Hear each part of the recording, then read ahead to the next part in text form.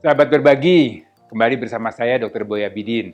Nah, sahabat berbagi, di era pandemi COVID-19 ini tentunya ada protokol kesehatan yang harus selalu kita terapkan, yaitu salah satunya adalah selalu menggunakan atau cuci tangan dengan sabun dan menggunakan hand sanitizer. Nah, tapi untuk sahabat berbagi juga mungkin pernah mengalami masalah kulit karena penggunaan hand sanitizer atau penggunaan sabun. Kali ini saya bersama dengan seorang dokter spesialis kulit yang cakep banget nih ya, Dokter Dara. Lengkapnya namanya Dokter Dara? Armansyah Dara. Armansyah Dara Syahrudin. Nah, ini Dokter Dara. Sahabat berogi pengen tahu nih, sebenarnya gimana sih amannya penggunaan hand sanitizer itu? Oke. Jadi sebenarnya penggunaan hand sanitizer itu sebenarnya pada era pandemik sekarang itu nggak ada masalah, Dr. Boy. Hanya harus diperhatikan jangan sampai akhirnya terlalu over penggunaannya, akhirnya menjadi ada masalah baru timbul yaitu kulit tangan biasanya iritasi.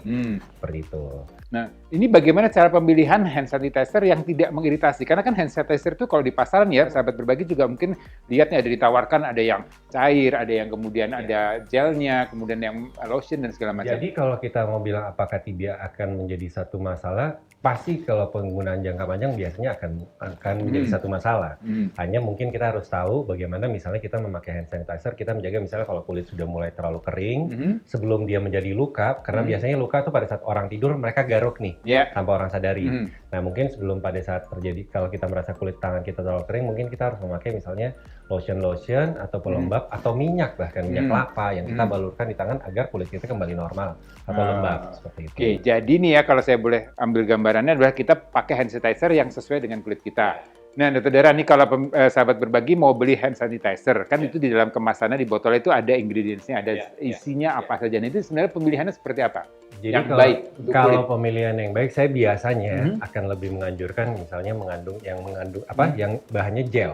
Oh, bahannya gel. Ya, karena kadang-kadang memang kita pada saat kita pakai memang lebih sticky, lebih lengket ya. Mungkin lebih banyak kandungan emoliennya, ada kandungan emoliennya. Ataupun kalaupun memang tidak ada, minimal misalnya memakai yang cair, tapi harus memakai misalnya pelembab kayak tadi. Jadi harus sering. Jadi semakin sering kita pakai, misalnya habis mandi sore kita pakai pelembab di tangan, malam sebelum tidur kita pakai pelembab lagi dan sebagainya. Nah ini kalau yang ada bau-baunya ini gimana? Ada harum-harumnya nih, ada bau harum lemon lah, harum yang buah-buahan segala macam itu? So far itu sebenarnya justru akan bersama dengan alkohol itu yang akan bisa menyebabkan akhirnya jadi masalah iritasi kulit. Karena ada beberapa orang mempunyai ibaratnya mereka ada reaksi alergi tertentu dengan parfum, dengan nikel, dengan karet. Nah ini sekarang kan tadi di protokol kesehatan itu ada penggunaan sebelum penggunaan hand sanitizer adalah cuci tangan. Jadi ini kalau menurut dokter kulit nih, Dokter Dara, ini yang mana nih? Cuci tangan dulu atau hand sanitizer dulu atau seperti apa nih? Saya pribadi akan lebih menganjurkan orang hanya cuci tangan dengan air.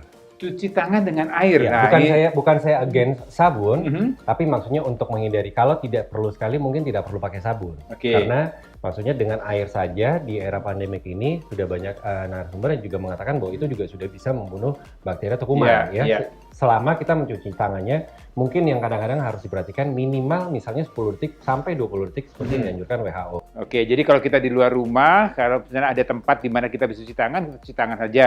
Supaya kulit kita tidak iritasi, maka boleh hindari penggunaan sabun-sabun tadi. Tapi cuci tangannya harus minimal yang tadi saya bilang loh. Minimal 10 detik lah. Jadi bukan sekedar basah ya. Kadang-kadang nih kalau sahabat berbagi lagi males ya, ada air mineral, siram-siram aja asal tangan basah enggak ya. Jadi harus air mengalir paling enggak 20 detik ya. Jadi ini untuk melindungi. Mungkin kalau saya bisa saranin nggak usah 20 detik, tapi 10 detik juga itu sudah cukup lama sih, Dok. Tapi yang penting airnya harus mengalir ya. Betul. Nah ini pemirsa, kenapa kita harus cuci tangan? Sebenarnya ada gini, tangan kita ini kan menjadi sumber kuman. Kalau kita nggak bersih, ada kuman, kemudian tidak sengaja kita pegang wajah kita, nah ini akan masuk virus corona ini. Nah ini sekarang nih, yang berikutnya adalah kalau kita tadi cuci tangan. Kemudian kan sekarang juga di protokol kesehatan ini, kalau kita dari keluar rumah atau pergi keluar itu, kita pulang nih harus mandi, keramas, dan seperti ini. Ini kan juga, kalau terlalu sering kita akan jadi masalah untuk kulit dan rambut kita. Ini gimana, Dokter Dara?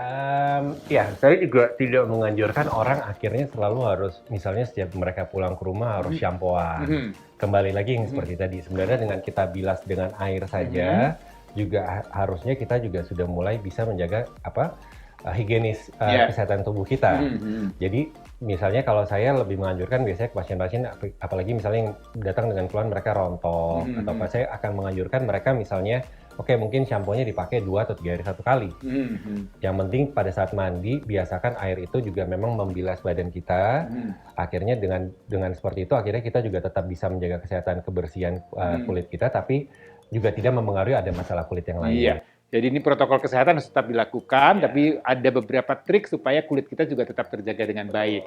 Nah ini satu lagi nih Dokter Dara, nih pertanyaan ini juga sekarang kan kita dianjurkan untuk di rumah saja, kecuali dalam kondisi yang perlu sekali kita boleh berpergian. Nah kalau di rumah nih, kalau rumahnya pakai AC ya, kemudian kita di rumah jarang kena sinar matahari, ini kan kulit juga akan terpengaruh. Ini gimana nih upayanya? Jadi kalau saya lebih berprinsip kulit yang jarang terkena sinar matahari pasti akan tampak lebih gampang kusam. Ya. Itu satu, Dokter Boy. Yang kedua, mungkin dengan ibaratnya dengan di dalam ruangan kulit lebih gampang menjadi dehidrasi. Ya. Nah, maka dari itu mungkin sebagai dokter kulit saya akan menyarankan sebaiknya yang seperti ya memang kita dari dulu tahu, misalnya kita minum air putih sebanyak 2 liter satu hari atau 8 gelas. Juga misalnya kita ada di ruangan, kita tahu kulit kita, apalagi misalnya dengan makin bertambahnya usia, kulit makin kering, kita berarti harus memakai pelembab-pelembab yang hipoalergen, yang tidak ada pewanginya, tapi memang mempunyai fungsi hanya untuk melembabkan kulit. Atau misalnya memakai sabun-sabun mandi yang juga, ya sekarang sangat banyak ya, Dr. Boy, maksudnya sabun mandi yang hanya untuk biar melembabkan tapi tidak ada pewangi. Tapi juga bukan berarti tidak bersih, tapi itu cukup untuk menjaga barrier kulit kita agar tetap lembab. Oke, iya terima kasih banyak Dokter Dara. Ini sangat bermanfaat sekali informasi dari Dokter Dara. Jadi untuk sahabat berbagi nih ya, jadi di era pandemi COVID-19 ini protokol kesehatan tetap harus dilakukan. Penggunaan masker, rajin cuci tangan, menjaga jarak, kemudian menjaga stamina tubuh kita. Nah tadi tips dari Dokter Dara adalah kita kalau mau mencuci tangan menggunakan hand sanitizer, itu cari yang aman untuk kulit kita. Kalau ada masalah kulit, segera datang ke dokter kulit ya. Oke pemirsa, itu tadi informasi mengenai bagaimana menjaga kesehatan kulit di era pandemi COVID-19. Masih banyak informasi menarik lainnya, sahabat berbagi bisa cek di channel YouTube Dr. Boy Abidin, bisa juga mendengarkan di podcast Dr. Boy Abidin. Saya Dr. Boy Abidin, senang bisa berbagi.